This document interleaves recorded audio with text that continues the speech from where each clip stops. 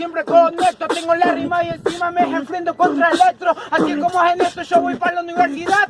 Trajeron un técnico para arreglar la electricidad. Tenés electricidad, está bien, sos un sonso vos. No entendés cómo te quiero la voz. Yo soy electro. ¿Qué carajo sos vos? No sé ni te conozco, pero bueno, improvisa.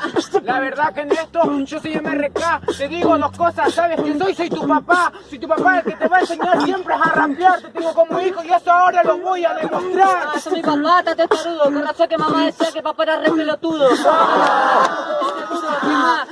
Siempre voy a golpe seguro. Yo no soy la escuela técnica, pero si en casa soy futuro. Encima este guacho siempre viene a joder. Está mordiendo a tu padre, el que siempre te dio de comer, el que te dio una casa y un techo para vivir, y ahora me lo agradeces, sí. Pero si la verdad no me lo conoces a mí, no sé qué me dice. Voy a dar un golpe atroz. ¿Qué habla de papá si mamá hizo de los dos? Fíjate cómo sé, mi madre me voy a hacer así. ¿Qué más? Te voy a partir, te juro en la improvisación. De que me vas a partir, pero yo soy mentiroso. ¿Sabes por qué así son? Porque sos tremendo goloso. Gil, te di tanto de comer, de que ahora estás jodiendo y encima que te hago así, te ayudo y... Además, lo que dice que tonto, lo rompo los cotes. Yo también te voy a dar de comer a cote. Fíjate cómo te va, normal, que no me puedan improvisar.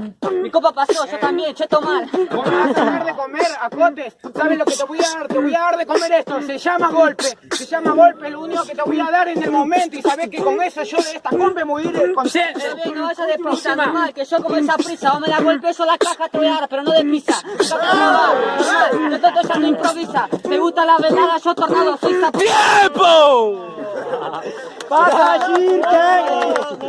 Y hago la cuenta de 3, 2, 1, ¡pasa el hecho!